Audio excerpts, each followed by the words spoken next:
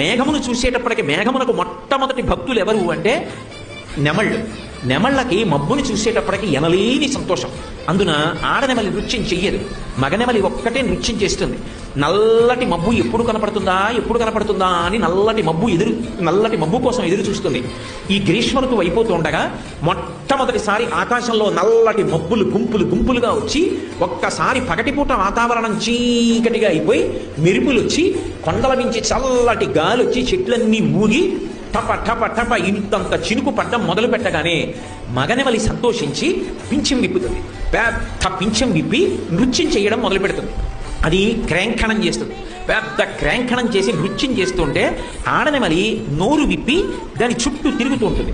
తిరుగుతున్నప్పుడు ఆ ఆనందం పట్టలేక నల్లటి మబ్బుని చూసిన సంతోషాన్ని లోపల పట్టుకోలేక ఆనంద ధార మగనెమలి కంటిలోంచి బిందువులు కింద పడతాయి.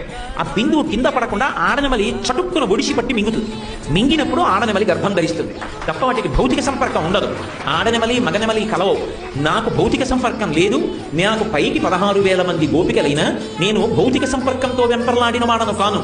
అదంతా కూడా విశ్వం యొక్క సృష్టి రచన చెప్పడం కోసమని, సంకేతమని చెప్పడానికి నేను అలా స్త్రీల మీద పిచ్చితో తిరిగిన వాడను కాను.